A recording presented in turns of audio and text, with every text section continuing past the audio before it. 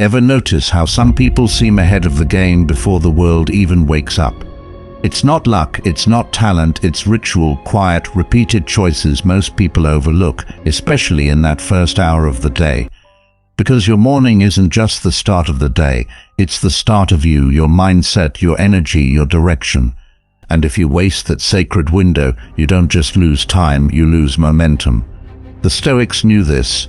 They taught that the first act of every day should be done with full awareness, not chaos, not distraction, not rushing through life, half asleep, presence, discipline, purpose. So if you are ready to stop drifting through your mornings and start owning them, you are in the right place. And if you appreciate this kind of content, there's one simple free to support the channel. Hit that subscribe button. Let's get into it. Win the first hour, win the day. Some people call it a routine, others call it a ritual, but whatever name you give it, there's no denying that how you step into your morning has a ripple effect across everything that comes after. And that ripple, it either brings order or chaos, clarity or confusion, strength or scattered energy. Most of us don't realize just how much power lies in the first few minutes after our eyes open. We roll out of bed, check our phone, let the world in before we've even checked in with ourselves. But those first moments, they're not just about getting out of bed. They're about deciding who's in charge, you or your autopilot. Think of your morning like a row of dominoes. The first one, the way you wake up, the thoughts you allow in the way you move or don't, sets everything else in motion. Push that first one with presence and purpose, and you build momentum that carries into your work, your relationships, your mindset. But if that first domino falls by accident, hit snooze, grab the phone, scroll without thinking, you set off a chain reaction. That's harder to stop. The rest of the day becomes a game of catching up, not leading.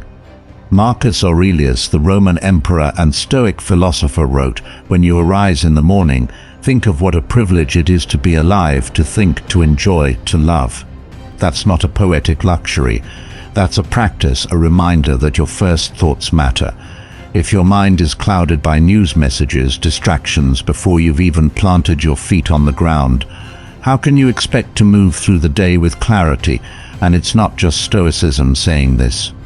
Carl Jung, the father of analytical psychology, pointed out that until you make the unconscious conscious, it'll direct your life, and you will call it fate. Most of our mornings are driven by unconscious habits. We don't choose them, we inherit them from yesterday. But the moment you pause, take a breath, and decide your next move consciously, that's the moment you stop living on repeat and start living on purpose. Aristotle believed that excellence is not an act, but a habit. That means your greatness isn't hiding in some future achievement. It's being built right now in the quiet decisions that no one sees, like whether you hit snooze or stand up, whether you scroll endlessly or sit in silence. These small, repeatable acts, they become your identity. You become what you do consistently, not what you think about doing. So here's the question. What's the very first thing you give your energy to in the morning? Is it reactive or intentional? Does it calm you or speed you up? Does it pull you closer to who you want to be or further away? Plato once said, "The beginning is the most important part of the work that applies to art, to life, and especially to your day when you own your beginning." You own your rhythm tomorrow. Don't start your day by reacting. Start it by choosing. Choose to pause. Choose to breathe. Choose to lead your day instead of chasing after it. Because that first move, it isn't just about waking up, it's about waking up with direction. And if you do that, even once you'll feel the shift, you'll realize you are not powerless against your habits. You are not stuck in some loop. You are capable of setting the tone, of shaping your energy, of deciding how the day feels before it even begins. Delay the alarm, delay your life. Some battles are quiet. They happen in the dark before the sun rises, when no one's watching. And one of the biggest is fought between you and your alarm clock. It's easy to brush it off, just 5 more minutes, right? But the truth is that moment holds more weight than we like to admit, because it's not really about rest. It's about resistance. And when you hit snooze, you're not just postponing your day, you are postponing yourself. Every time you roll over and silence the alarm, you are sending a subtle signal to your mind. I'm not ready. I'll face life later. It seems small, harmless, but over time that tiny act of avoidance becomes a habit, and that habit becomes a story, a quiet one that says, I don't follow through. The Stoics warned us about this, the danger of drifting into comfort. Marcus Aurelius wrote at dawn, when you have trouble getting out of bed, tell yourself I am rising to do the work of a human being. Not to chase comfort, but to step into purpose. Discipline then isn't some harsh taskmaster. It's the doorway to freedom. It's not about punishing yourself, it's about proving to yourself in the smallest way possible that you are someone who shows up, especially when it's uncomfortable, especially when your emotions tell you otherwise. And here's where psychology backs it up. Carl Jung talked about the shadow, the parts of ourselves we avoid, and in those early hours when we choose snoozing over rising, we are often avoiding more than just the cold. We are avoiding effort, friction, growth, but the only way to bring light to the shadow is to face it, to move toward it, not away. And sometimes that means doing something as simple and as difficult as getting up. When you said you would, Socrates once said, the unexamined life is not worth living. That applies here too, because when we don't examine our habits, we fall into them blindly, and nothing blinds us more than a life on autopilot. Waking up late, rushing, apologizing to the day before it even begins. But when you decide even once to meet the morning head-on without delay, something shifts. That moment becomes a message. I am no longer delaying my growth. Plato taught that the soul is pulled by three forces: reason, spirit, and desire. Hitting snooze, that's desire, pulling you back into comfort, but rising when it's hard. That's reason and spirit working together. That's alignment. And alignment is where real strength lives. Here's something practical tonight. Place your alarm on the other side of the room, so when it goes off tomorrow, you have to stand. And when you do, don't rush. Don't grab your phone. Just breathe. Stand there. Let your body wake up before the world does, and say to yourself out loud or silently, I show up. Even when it's hard, because that's not just about waking up. It's about becoming the kind of person who keeps promises. Even the quiet ones, the small ones, the ones no one else sees. And when you build that kind of trust with yourself day after day, you start to walk differently, think differently, live differently. Small win, big shift. There's something oddly powerful about the first thing you do after waking up. It seems like it doesn't matter. You are half asleep, no one's watching, and your day hasn't really begun yet. But that first choice, what you decide to do with your hands, your attention, your energy, that choice has weight. It's shaping the way your brain approaches the rest of the day. And that's exactly why something as simple as making your bed isn't just about tidiness. It's about training your mind to finish what it starts. The Stoics believed in starting the day with purpose. Seneca said, let all your efforts be directed to something. Let it keep that end in view. Making your bed might seem trivial, but it's an intentional act. A small one, yes, but a decisive one.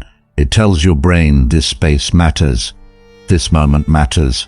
I am in control of what happens next. That's not just routine, that's design. And let's talk about psychology for a second. Completing any task, no matter how minor, gives your brain a dose of dopamine. It's not about the task, it's about the completion. That feeling of I did this builds momentum. The mind doesn't wait for big wins to feel accomplished. It responds to the consistency of wins, big or small. And when you start your day by doing rather than planning or promising, you set a tone of action, not delay. Now think about your space. Your environment isn't neutral. It's constantly sending signals to your subconscious. If the first thing you see when you get up is a room in disarray, that clutter begins to echo inside your head. Distraction breeds distraction. But if you take 30 seconds to smooth your sheets fluff, a pillow bring order to your corner of the world, you shift something internal. You create a moment of calm, a quiet kind of control that ripples outward into everything else you touch. Socrates once said the beginning is the most important part of the work. It's easy to focus only on the big goals, the career you want, the habits you are trying to build, the relationships you want to improve. But none of that begins at the top. It starts in the smallest places, the kind that feel too ordinary to matter, the kind you are tempted to skip. Yet that's exactly where identity is built. When you make your bed, you are not just cleaning, you are reinforcing a standard. You are saying, "This is who I am. I take responsibility for my space. I take pride in what I touch." That's a mindset shift, and the beautiful part. You don't need permission. You don't need motivation. You just need to decide that your surroundings reflect your values. Not your laziness, not your excuses. Plato believed that order in the soul was connected to order in the world. He wasn't wrong. When you create physical order, even in small ways, you reduce mental noise. You stop reacting and start leading, and that leadership doesn't have to be loud or flashy. It can be quiet, unseen, something as subtle as a smooth bed and a clear mind. So tomorrow morning, take a moment before you rush into the chaos. Before you pick up your phone, before the world asks anything of you, return to the basics. Start with order, start with presence. Start with a decision to finish something, not for anyone else, but for yourself. Because in a world that moves fast and rewards overwhelm, making your bed is a way of slowing down and saying, "I'm in charge here." And when you do that, when you begin with control, clarity, and calm, you are not just managing your environment. Encourage before you judge. It's strange how easily we offer kindness to others and yet struggle to give even a fraction of that to ourselves. We will cheer on a friend, send a heart emoji to a stranger's post, and tell someone else you are doing great. But the moment we look in the mirror, the script changes. Suddenly it's judgment, criticism, silence. Most people start their morning already in the red emotionally, not because of the world, but because of the way they speak to themselves before the day has even started. We live in a culture that's conditioned us to expect validation from the outside. Like a compliment, an email, a text. But if none of that shows up, what happens to your self-worth? It shrinks. It withers not because it's gone, but because you've outsourced it. That's the trap, and the solution is surprisingly simple but bold. It starts with facing yourself. Literally, Mel Robbins introduced something called the mirror high five. Yeah, it sounds silly, feels awkward, but it does something most of us desperately need. It reintroduces encouragement from within, because the truth is you spend every waking moment with yourself, and the relationship you have with your own reflection is one of the most important ones in your life. And here's where Stoic wisdom steps in. Marcus Aurelius once said, "The soul becomes dyed with the color of its thoughts." So if your first thoughts each morning are self-doubt, regret, or shame, what do you think you are carrying into the rest of your day? But when your first message is, "I'm proud of you for showing up," or even just, "We've got this," the entire tone shifts. It's not about ego, it's about alignment. It's about starting the day with a message that builds, not breaks. Carl Jung, the father of analytical psychology, emphasized the importance of acknowledging the self. He believed that real strength comes from integrating, not rejecting all parts of who we are. That means your reflection shouldn't be your enemy. It should be your ally. The mirror shouldn't be a place of critique. It should be a checkpoint, a place where you check in, not check out. And when you think about it, the mirror is the only place where you meet the real you without distraction.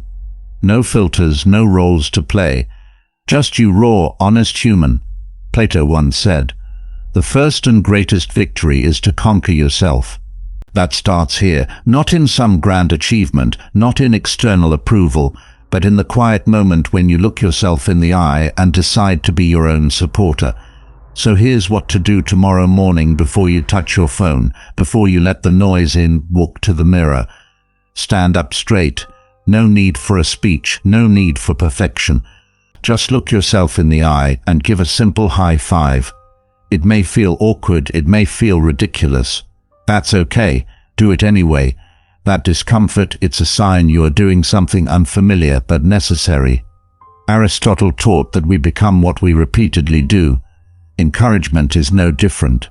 The more you practice speaking to yourself with respect, the more natural it becomes, the more your brain starts to believe that, yeah, maybe I am someone worth rooting for. So tomorrow, high-five yourself, not for show, not for anyone else, but for connection, for strength, for the quiet courage it takes to keep going, to keep trying, to keep showing up, because you don't need perfect self-esteem to move forward. You just need to stop being your own worst enemy. Give yourself the kind of encouragement you are always waiting to hear, because you are the one who needs to hear it the most. And when you start your day with that kind of energy, you stop needing the world to validate you. You validate yourself, and that changes everything. Protect your mind. There's a moment, a fragile, powerful moment that exists between waking and doing. It's quiet, still, undisturbed, and in that space before the world enters, you have a chance to remember who you are and who you want to be. But most of us don't protect that moment. We give it away instantly, unconsciously, to a screen. That small device next to your bed, it's not neutral. It's a direct line to the noise of the world, messages, notifications, opinions, expectations. You scroll and suddenly you are not thinking your own thoughts anymore. You are reacting to someone else's life, someone else's urgency, someone else's drama. And all before you've even taken your first breath of the day with intention. The Stoics warned us about this kind of trap, the danger of allowing outside influences to govern our inner life. Epictetus said, "Freedom is the only worthy goal in life. It is won by disregarding things that lie beyond our control." What could be more out of your control than the chaos of the digital world before sunrise? When you grab your phone first thing, you surrender your sovereignty.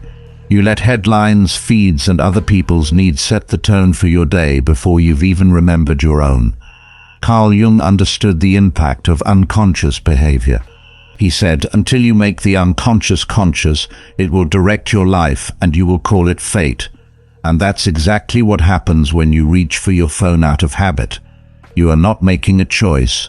You are running a program, and that program is pulling your energy away from presence, away from clarity, away from yourself. Now, here's the simple truth.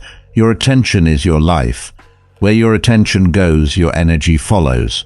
And if the first thing you do every morning is give that attention away, you start the day from a place of reaction instead of direction.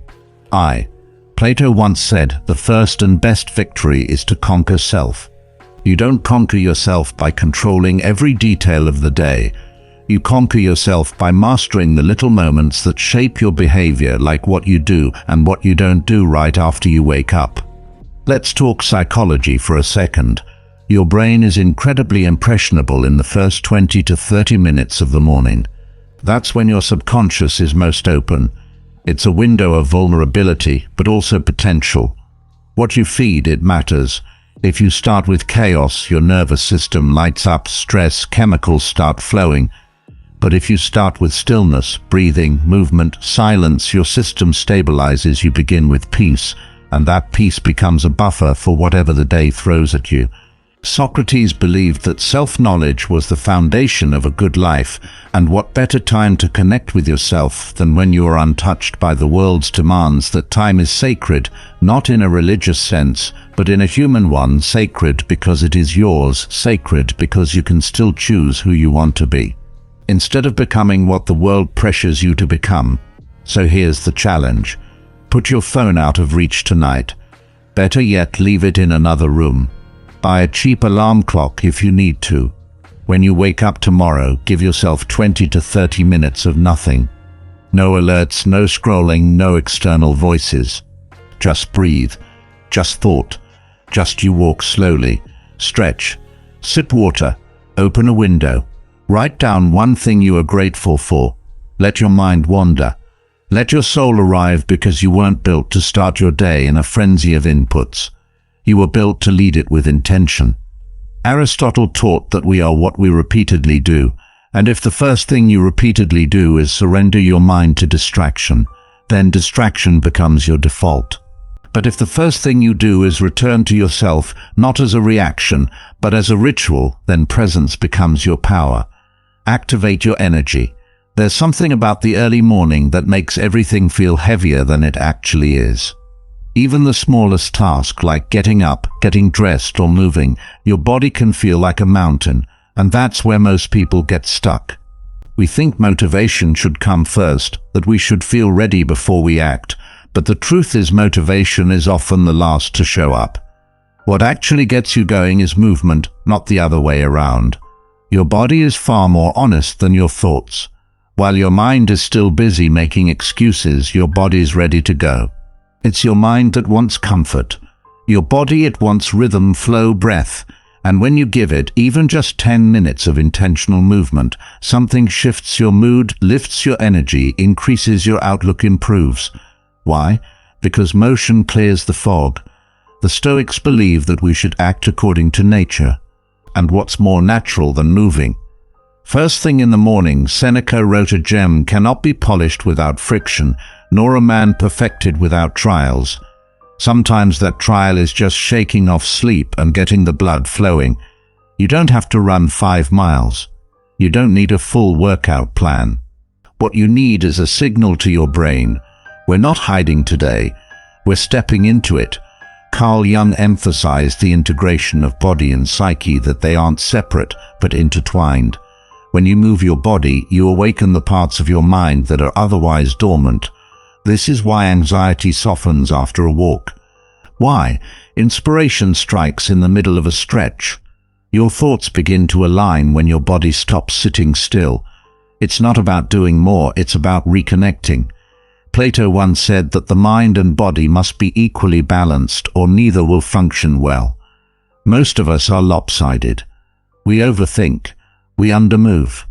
We sit in our thoughts all day and wonder why we feel stuck, but the body is a doorway. When you activate it even briefly, you unlock momentum. Let's be clear. This isn't about pushing yourself to exhaustion. This is about choosing presence over passivity. When you stretch, walk, do some light yoga, or even just take a few deep breaths at the window, you are reminding yourself, I'm here. I'm in motion. I'm not waiting to feel ready. I'm becoming ready. And this is where Aristotle's wisdom comes in. We are what we repeatedly do. Excellence then is not an act, but a habit. 10 minutes of movement done consistently builds more than fitness. It builds self-respect because you are showing up not just in theory but physically. Socrates also spoke of harmony, of aligning the soul with the body. He saw physical health not as vanity but as virtue. When you care for your body, you are also shaping your character, and it's through daily actions. The simple, repeatable ones that you mold who you are. So here's your move tomorrow morning. Don't wait. Don't think about it too much. As soon as you get up, spend just 10 minutes moving. Roll your shoulders, walk around the block, stand in the sunlight, and breathe like it matters, because it does. Your energy isn't a mystery. It's not locked behind some secret formula. It's built slowly and steadily through movement, and the sooner you start, the faster it grows. You don't need motivation. You need motion build self-trust. Most people don't realize it, but your relationship with yourself is built on the same foundation as any other relationship: trust. And just like in any relationship, every time you make a promise and don't follow through, something fractures. It's subtle, almost invisible. At first, you tell yourself you'll wake up early, or go for that walk, or stay off your phone for the first hour. But then you don't, and you do that a few more times until eventually your words start to mean less even to you. What we don't talk about enough is how deeply that affects your confidence. Not the loud kind of confidence, the performative stuff, but the quiet inner belief that says, when I say I'll do something, I do it. That's the kind of confidence that changes everything. And the truth is, it doesn't take massive changes to build it. You don't need to become a different person overnight. You need one small promise and the courage to keep it. The Stoics understood this better than anyone. Epictetus said, "First say to yourself what you would be, and then do what you have to do." Simple, director, no fluff. He wasn't talking about grand plans or perfect routines. He was talking about integrity, about becoming someone whose actions match their words, and that starts with the smallest things. Plato believed that harmony in the soul came from consistency. When reason and action were in sync, That means when you keep even one promise a day, you create internal alignment. You feel less scattered, more certain. You stop feeling like you are living two lives, one where you plan and one where you delay. It doesn't have to be complicated. It could be as simple as drinking a full glass of water the moment you wake up, or standing outside for a minute to breathe, or making your bed before you check your phone. The action itself doesn't matter as much as the message behind it. I said I would do this and I did. That message becomes identity, and identity, once rooted in trust, is hard to shake. Socrates once said, "To find yourself, think for yourself." Choosing your promise each morning is a way of doing that. It's a declaration. This is what matters to me today, and I will honor it, not because someone's watching, not because it's part of some productivity trend, but because it's how you rebuild trust with yourself, one quiet act at a time. And here's what happens. When you start keeping that promise consistently, you stop needing motivation. You stop negotiating with yourself. You simply become someone who follows through, and that version of you, that's where your strength comes from. That's where discipline is born. So try this tomorrow morning. Choose one small thing, one promise. Keep it, do it again the next day. Then again. Let it be so small you can't fail, and so consistent it becomes part of you. That's how real change begins. Not with pressure, but with self-respect. Not by doing everything, but by doing one thing and doing it well. Create before you consume. There's a quiet war going on every morning, and the battlefield, it's your attention. The second you wake up, the world starts pulling at it. Notifications, headlines, messages, someone else's agenda, someone else's life, someone else's noise. And most people, without thinking, surrender to it. They consume before they even breathe. They open their phones before they open their eyes all the way, and slowly over time, they forget what their own thoughts sound like. But what if you did something different? What if you stopped handing over your attention like it's worthless and started treating it like it matters? What if instead of beginning your day as a consumer, you started it as a creator? You don't need to write a novel at sunrise. You don't have to paint a masterpiece or design the next big thing. You just need to create something that's yours.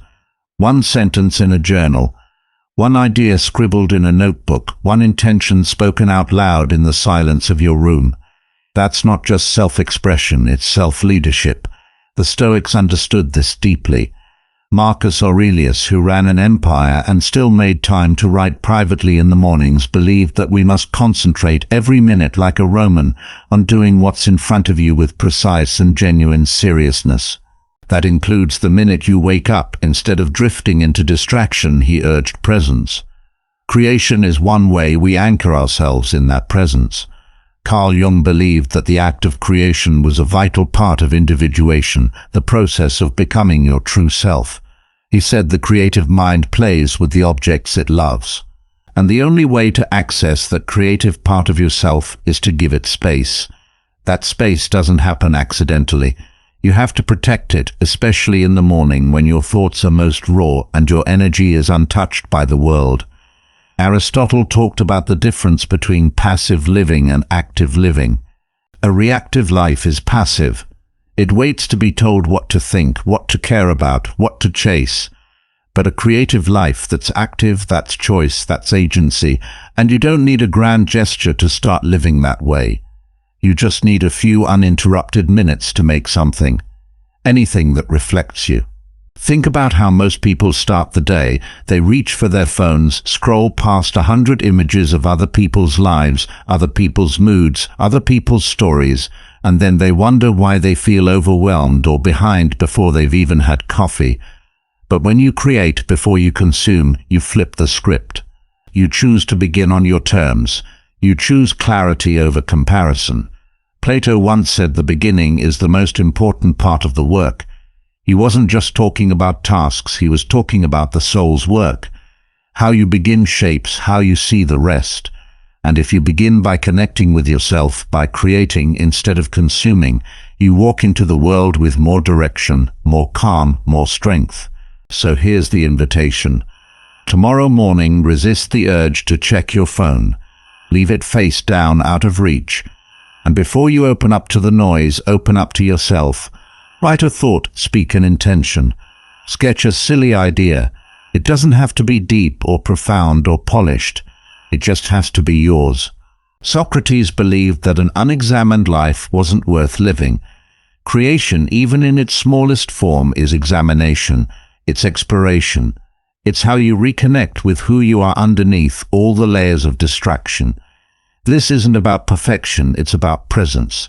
It's about choosing to shape your day instead of letting it shape you. And the more you create, even just a little, the more you remember that you are not here to chase the world. Progress over perfection. There's this voice that shows up every time you want to start something new, something meaningful. It's subtle, persuasive, and convincing. It says, wait until you are more prepared, or let's just plan a little more. Or the classic, it has to be perfect. That voice feels safe, but it's not helping you grow. It's keeping you stuck. Perfection is a trap dressed as high standards, but really it's fear in disguise. The Stoics never cared about perfect conditions. They knew life was unpredictable and often unfair. That's why they focused on what was always in your control. Your next move. Epictetus said, don't explain your philosophy, embody it. That means stop talking about what you're going to do and just do it, even if it's rough, even if it's small, even if it's awkward. The power is in the doing. Carl Jung once said, you are what you do, not what you say you'll do. And that quote hits harder the more you hear it, because most of us are waiting for a magical moment, some surge of clarity, motivation, or certainty. That never arrives, but confidence doesn't come before action. It comes from action. You build belief in yourself by following through, not by doing it perfectly, but by doing it anyway. Plato believed that action shapes character, not theory, not intention, action. And it doesn't have to be groundbreaking. It just has to be consistent. Think about a ball on a field. You don't have to score a goal every time. You just have to move the ball forward inch by inch, step by step. That movement repeated daily creates momentum, and momentum. That's where real transformation begins. The reason momentum matters more than motivation is simple. Motivation is emotional. It comes and goes. It's based on how you feel. Momentum is behavioral. It's built by what you do, even when you don't feel like it. Aristotle put it this way, we are what we repeatedly do. Excellence, then, is not an act, but a habit. So what's your habit? What's the one thing you do that pushes your identity forward? It doesn't need to be dramatic. Maybe it's writing a single paragraph. Maybe it's drinking a full glass of water instead of diving into caffeine.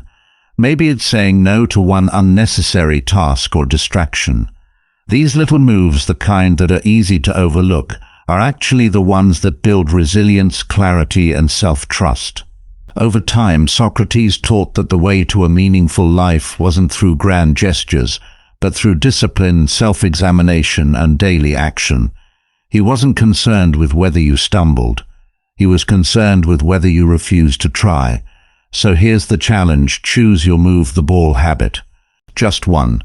Do it every day. Don't wait to feel ready. Don't wait for the conditions to be perfect. Don't overthink it. Just show up and do it, even if it's messy, even if you are tired, even if you are unsure. That small act is proof that you are still in the game. And over time, those small acts compound. They become identity. They become momentum. They become the quiet force that moves you forward when motivation goes missing. Your morning is your identity. There's a kind of illusion we all fall for, the belief that the person we are becoming is somewhere far off in the future. That once we land the dream job, fix our schedule, or finally get it together, then we'll become the version of ourselves we've been imagining. But that's not how it works. Identity isn't something that suddenly appears one day. It's shaped quietly, moment by moment, especially when no one's watching. Especially in the mornings, before the noise, before the world demands anything from you. Every single day you are casting a vote for the person you are becoming. And those votes don't come in the form of big declarations or breakthrough moments. They come in the tiny, quiet choices you make, whether to get up when the alarm rings or hit snooze, whether to start your day with purpose or drift into reaction, whether to move with clarity or stay stuck in yesterday's autopilot.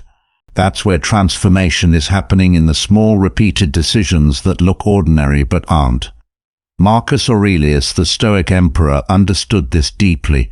He wrote, "You have power over your mind, not outside events. Realize this, and you will find strength."